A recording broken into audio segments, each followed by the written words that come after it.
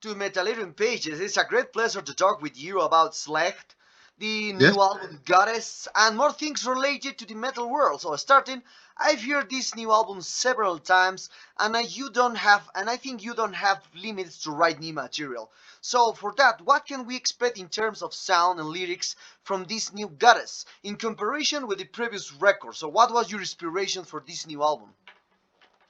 Um, we got a way more time to do this album this time because we haven't been touring or playing shows or anything like that. So in that way, I think it made it a little bit more complex, Yes.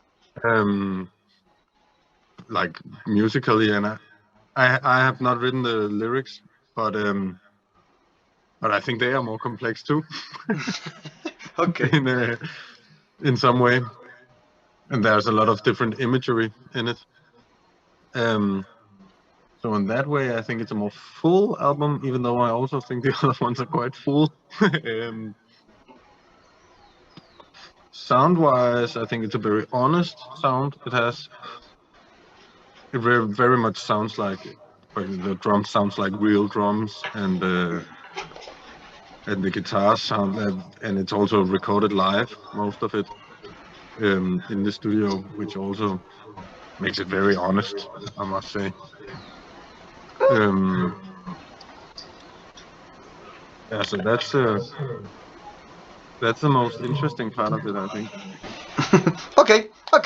I think the singles are important to have a strong impact of into on fans. So especially Yes. in these times when there is a lot of competition on internet. In this case, Mm. it seems that the Slack delivers us great singles as Filthy Thunder Whip and Kiss from the Knife. So how do you choose the singles and also the order of the songs for an album?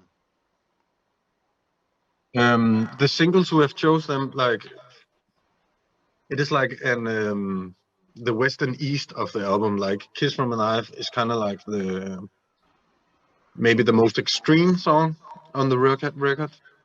Um, and "Deceived by an Amethyst" is the most like rock and roll kind of thing happening.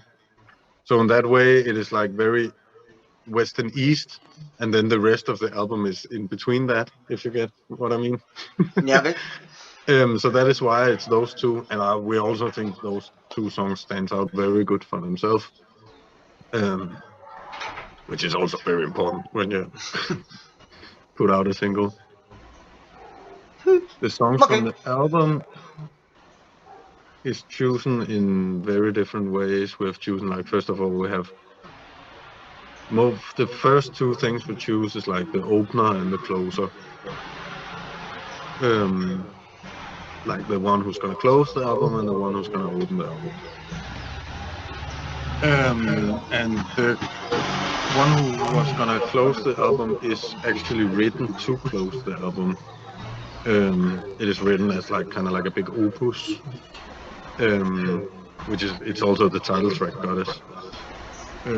So that makes sense that it's, how can you say this? That it is written to be like the big song. It's the same thing we have done with the previous albums with Domus Mysterium. The last song of Domus Mysterium is also kind of like a big song, and the same with the wheel. And then the opener,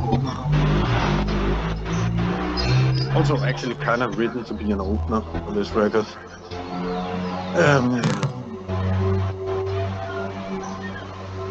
Yeah. And then the songs in between, that is just like a lot about, then we think a lot about tempo, which things goes like good together. And if we had this kind of vibe going, then we need to go a little bit this direction, and maybe this follows this good and stuff like that. I think it's very visible when you listen. Okay. I've been seeing all cover arts from Slack. And one thing that captured my attention was the first three had symbols and they all did with dark colors into there. So, but with this goddess, you put colors into it. So, what Yes. are you decide to change the direction of the cover arts with this new one, and what kind of goddess is into there? Perhaps the perversion and sexual goddess in many ancient cultures. Yeah, and like first, like we wanted it to have like to be in this color scheme of like the red, yellow, like fire kind of colors. So what made us do that? We have been experimenting a lot on this record.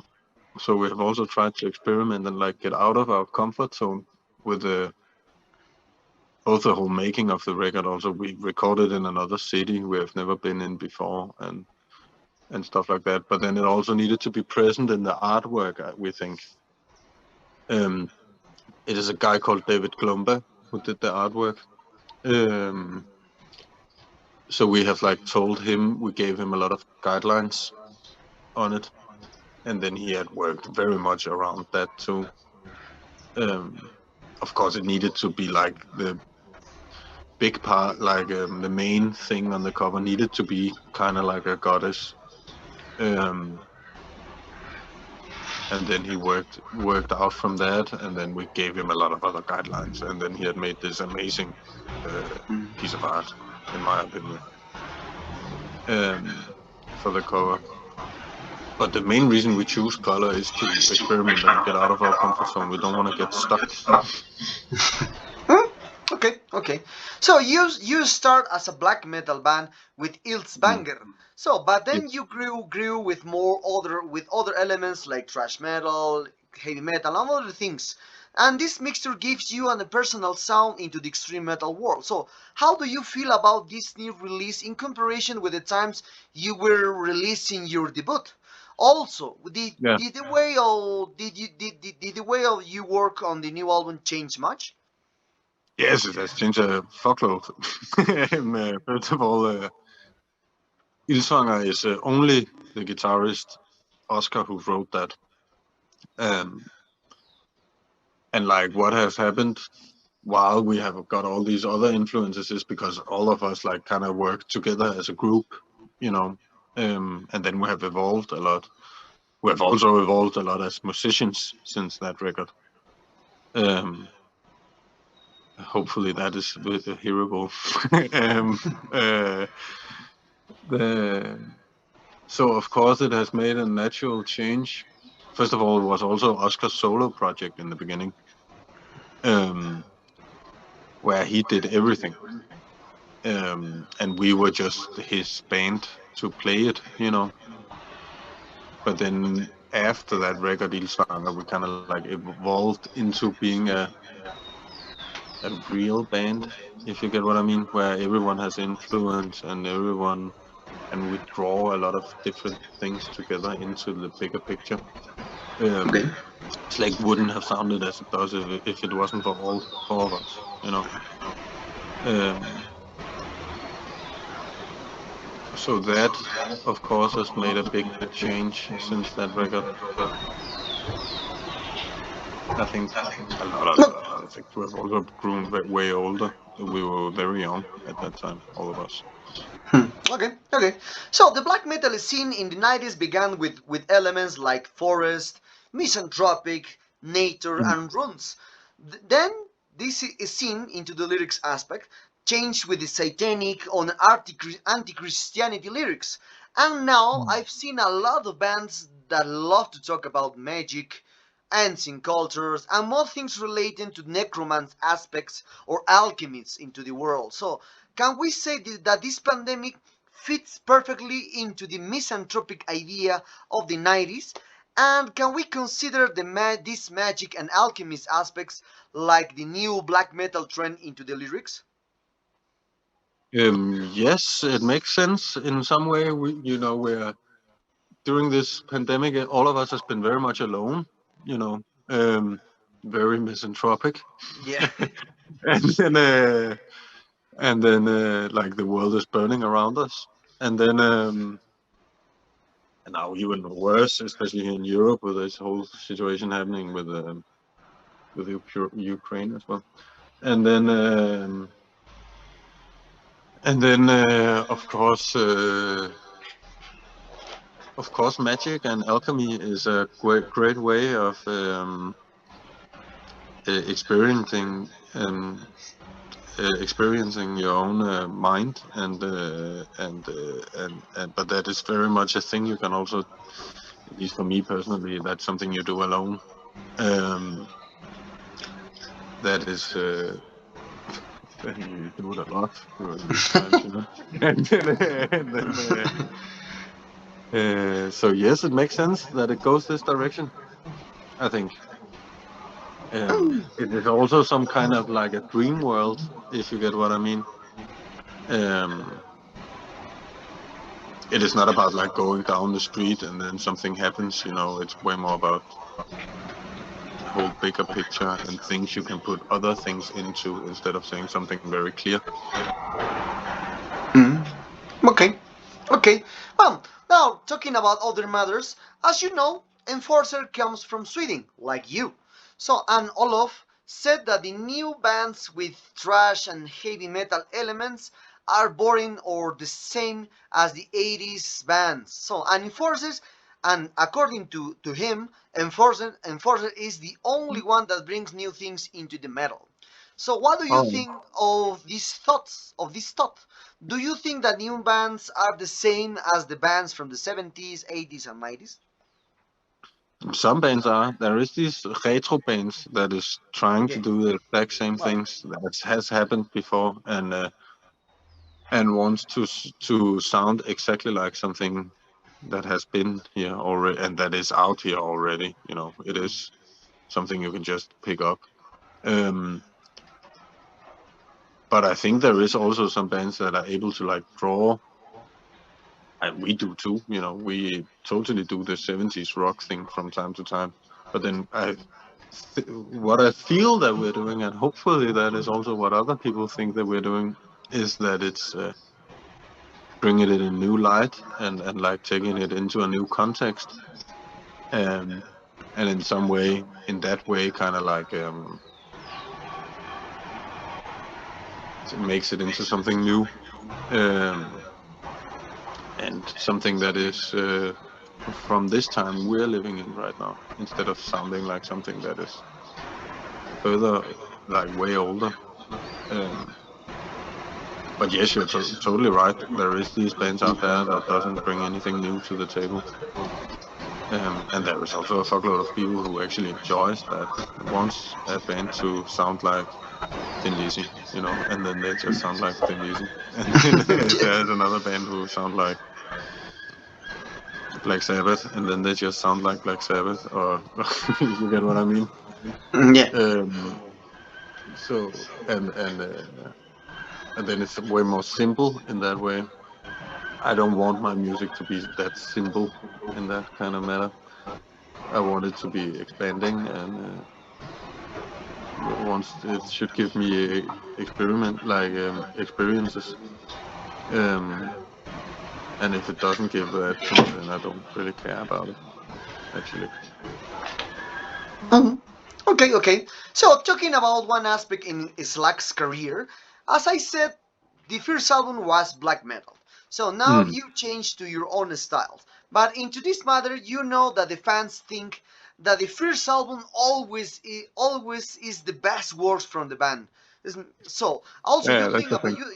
you think about that, about your influence to us as a metal fan, rock fan, everything, because you Yeah, think that the first album from your influence is the best works until today. So, but something is very counterproductive. Thought is that the last album is the best work for the band.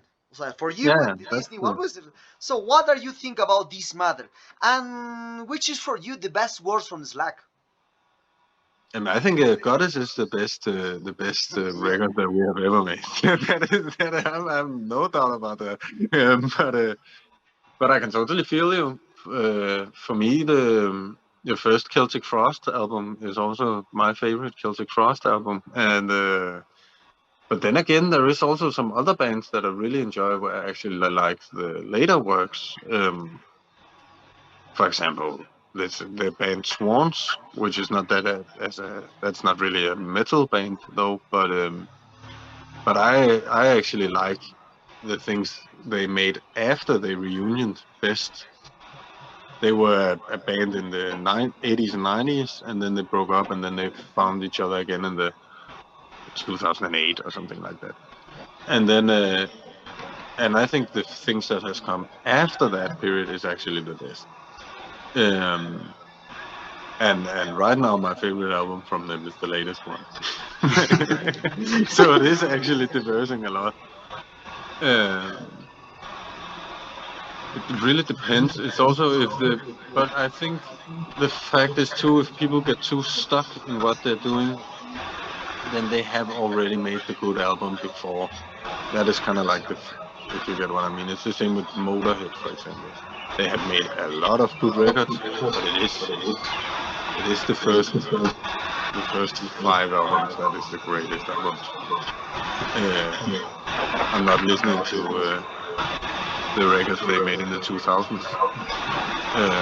I don't know. I haven't really. I've maybe listened to them once, and then I never came back to it. You know.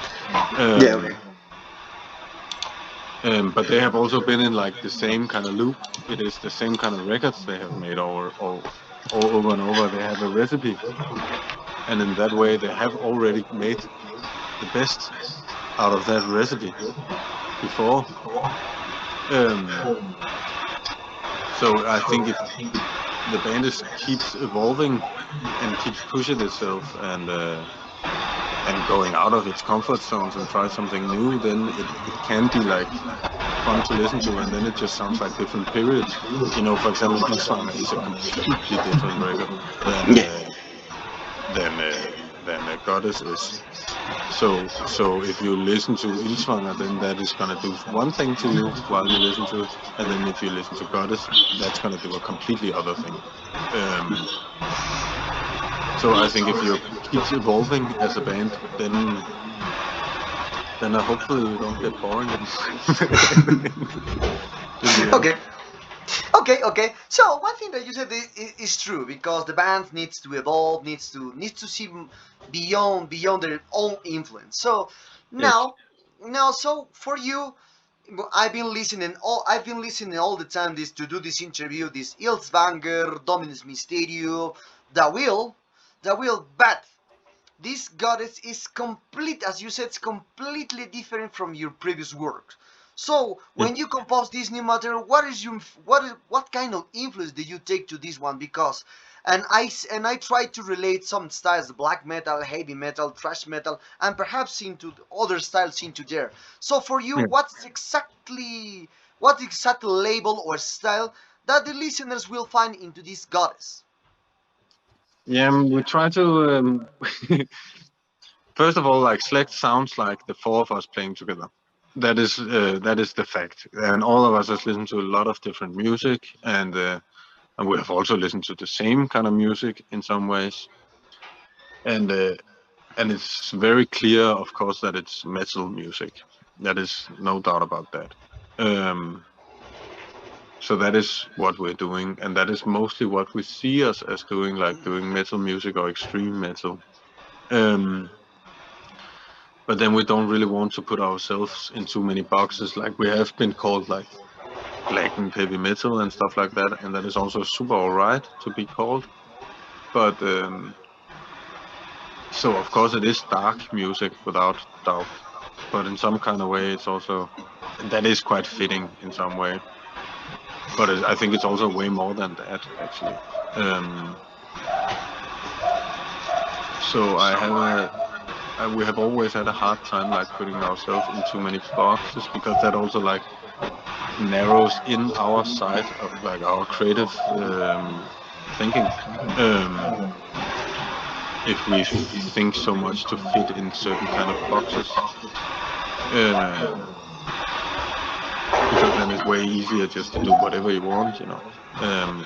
Slaegt is a very free band. We don't really think so much about fitting in, or we think about making good songs and playing good shows and all these things, but if it should be in this way or another way, that doesn't really matter. As long as the big picture works, that is what's the most important thing. we've also heard a lot about like when we played shows and we didn't really wear metal clothes. It was more rock and roll-ish, and then it's like, yeah, but if it works, it works, you know, like it doesn't.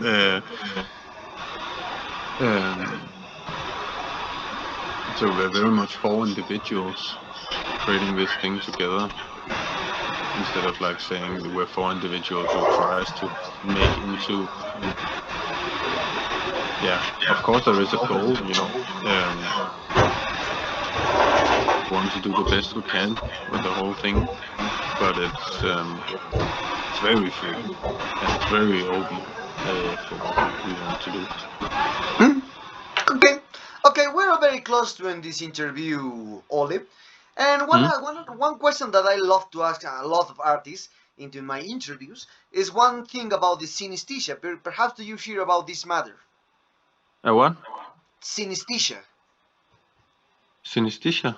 Yes. Well, if you don't know, the synesthesia is when a person listens to music and see colors, they taste, perhaps see colors, they taste flavors, and smell small odors, this kind of stuff. So related to this abstract matter, and I think this question fits perfectly for the sound of goddess.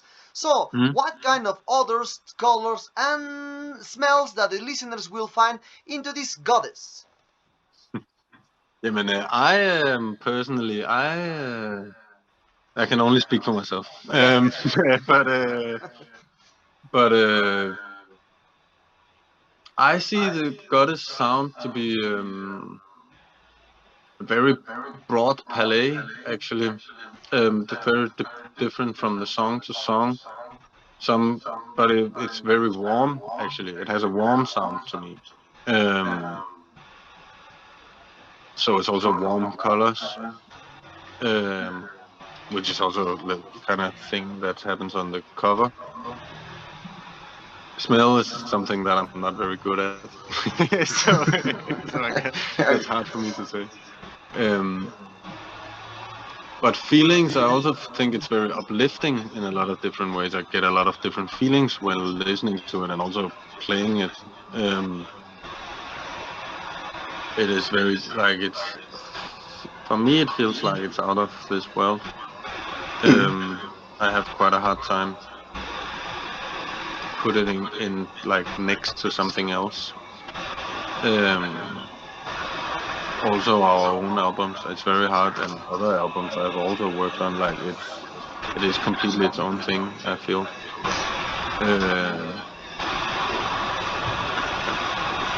Yeah, does that make sense?